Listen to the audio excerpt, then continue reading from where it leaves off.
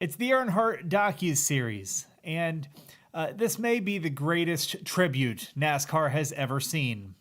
Good evening, ladies and gentlemen. Welcome back. Let's be clear. We've seen Dale Earnhardt tributes before, dozens of them, and they've all been good.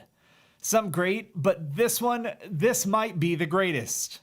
Because tonight on Prime Video, a new 4-part docuseries simply titled Earnhardt begins streaming.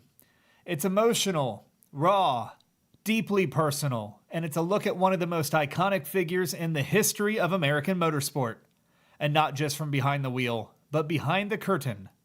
Let me tell you, this isn't just another victory lap through his 7 championships. This is a story told by his children, by his closest friends, and by a team of legendary producers.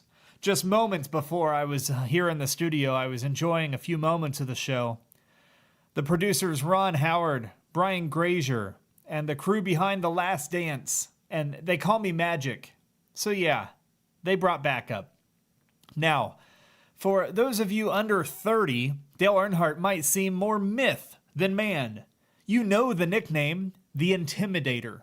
You've seen the number 3 sticker on every toolbox in the garage.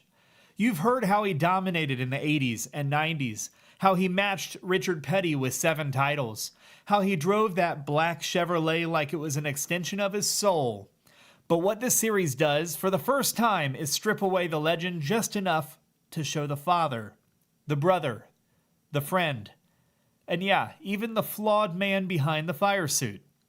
And it starts with the people who knew him best. Dale Earnhardt Jr., and his sister, Kelly Earnhardt Miller, CEO of Junior Motorsports. This is not a legacy project. It's a mission. As Junior puts it, I wanted to introduce Dad and his greatness to a generation of fans that hadn't seen him race. When I first heard that, it confused me. How do you not know Dale Earnhardt? There was a time where me asking that would have been a reputable question. How do you watch NASCAR or IndyCar or drag racing and you don't know Dale Earnhardt? Dale Earnhardt's a god amongst many. But it's been a long time. It's been about 25 years since we lost the great one in that February 18th crash in Daytona International Speedway. And it still hurts for those of us who watched. Certainly a pain that those who knew him best may never have recovered from. So when you watch this, it's a mission. They're not just talking about the here's the championship years stuff. They're talking about intimate, uncomfortable truths, things they didn't even know until now. Like a moment shared by family friend Hank Parker Sr., who recalls Earnhardt admitting he didn't know how to say I love you to his kids.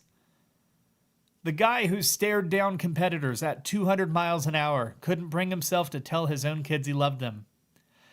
And now his kids are sharing that with us. That's bravery. And more importantly, that's healing. Don't worry, there's plenty of thunderous NASCAR glory in this thing. There are jaw-dropping race clips, and even some private moments from the garage that you have never seen. Behind-the-scenes stories with Childress, Waltrip, and Dale Jr. himself. But what makes the show, Earnhardt, stand out is their willingness to be real. They don't paint Dale as a superhero. They paint him as a human, stubborn, driven, sometimes distant, often brilliant, and always passionate. They show the tears and the trophies. They explore the men before the myth. And that's something we needed for a long time. All of us who grew up idolizing Earnhardt. They didn't just make a documentary. They made a 4-part, 1,000 horsepower love letter to a man who changed motorsports forever, and whose legacy still guides the sport today. Because Dale Earnhardt is more than a driver. He's a pillar in the world of stock car racing. And if you ask the generation that came after him, from Jimmy Johnson to Joey Logano, Bubba Wallace to Kyle Larson, they'll tell you the shadow of the number 3 still stretches across pit road. It's in the way drivers handle pressure. It's in how teams build legacy or try. And it's in how a kid from Kannapolis became an American icon without even softening his edges.